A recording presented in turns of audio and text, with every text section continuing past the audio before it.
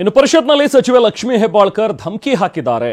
DCM DK Channaraja ಹಟ್ಟಿಹುಳಿ ಕೂಡ ಧಮಕಿ ಹಾಕಿದ್ರು ಅನ್ನೋ ಒಂದು ಮಾತುಗಳನ್ನ ಈಗ ಸಿಟಿ ರವಿ ಆಡಿದ್ದಾರೆ. ಪರಿಷತ್ನಲ್ಲಿ ನನ್ನ ಮೇಲೆ ಆವಾಜ್ ಹಾಕಿದ್ರು, ಅದು ಲಕ್ಷ್ಮೀ ಹೆಬ್ಬಾಳ್ಕರ್ ಅವರು ಜೊತೆಗೆ ಡಿಸಿಎಂ ಡಿಕೆ ಶಿವಕುಮಾರ್ ಜೊತೆಗೆ ಚನ್ನರಾಜು ಹಟ್ಟಿಹುಳಿ ಇವರೆಲ್ಲರೂ ಧಮಕಿ ಹಾಕಿದ್ದಾರೆ ಅಂತ ಚಿಕ್ಕಮಗಳೂರಿನಲ್ಲಿ ಪರಿಷತ್ನ ಬಿಜೆಪಿ ಸದಸ್ಯ ರವಿ ಆರೋಪಿಸಿದ್ದಾರೆ.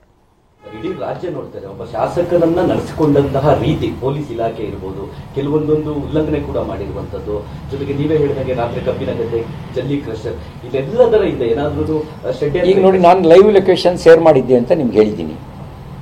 ಇದನ್ನ ಎಲ್ಲೂ ಅವರು ಅಲ್ಲಗಳೇಕಾಗಲ್ಲ ಎಲ್ಲೆಲ್ಲಿ ಹೋಗಿದ್ರು ಅಂತ. ಮತ್ತೆ ಬೆನ್ನು ಹತ್ತಿ ಬಂದವರು ಯಾರು? ಮಾಧ್ಯಮ ಸ್ನೇಹಿತರು. ನೀವು ತೋರಿಸಿದಿರಿ ಎಲ್ಲೆಲ್ಲಿ ನಾನು ಕರ್ಕೊಂಡು ಹೋದ್ರಿ ಅಂಥೇಳಿ.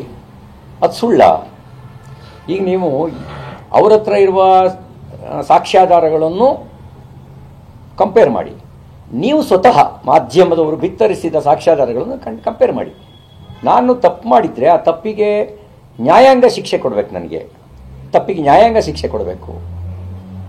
ಡಿ ಕೆ ಶಿವಕುಮಾರ್ ಲಕ್ಷ್ಮೀ ಹೆಬ್ಬಾಳ್ಕರ್ ಅಲ್ಲ.